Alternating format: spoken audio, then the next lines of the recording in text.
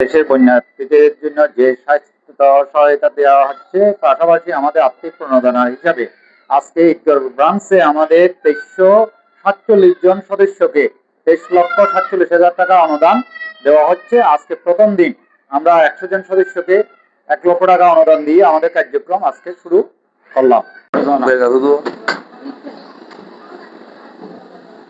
ব্যস্ততা চেয়ারম্যান সাহেবের, আমাদের সেক্রেটারি সাহেবের, তাহলে আপনাদের কাছ থেকে আমরা চাইবো এই সহযোগিতাটা। অনুষ্ঠান আমরা পূর্ণ অনুষ্ঠান শুরুতে যাচ্ছি। আমাদের অনুষ্ঠানে আজকে উপস্থিত আমাদের আজকে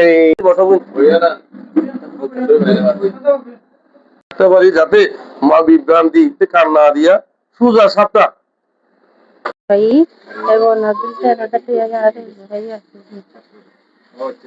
ব্যস্ততা চেয়ারম্যান সাহেবের, আমাদের সেক্রেটারি সাহেবের, আমাদের সভাপতি সাহেবের, আমাদের বাজার কমিটি সারা কর্মী হিসেবে এইটুকু বলবো, আমার বাইশারি থেকে কেউ যাতে আপনাদের কর্মী বাদ না যায়, আমি সেই বিষয়ে দৃষ্টি রাখার জন্য ব্রাঞ্চ ম্যানেজারকে অনুরোধ জানিয়ে আমি আমার কথা এখানেই শেষ করব।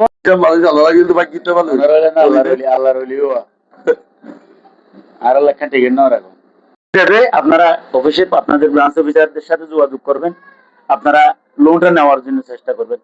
আমি আপনাদেরকে আমাদের বক্তব্য যেহেতু রাজনৈতিক বক্তব্য হয়, আমরা কথা বলার সময় রাজনীতিটা চলে আসে, চেষ্টা করলেও বন্ধ করতে পারি না। ব্যস্ততা চেয়ারম্যান সাহেবের, আমাদের সেক্রেটারি সাহেবের, আমাদের সভাপতি সাহেবের, আমাদের বাজার কমিটির সব মেম্বারের, তাহলে সব ব্যস্ততার মাঝে আমাদের সময় দিতে হবে। এরা সময় দিচ্ছে।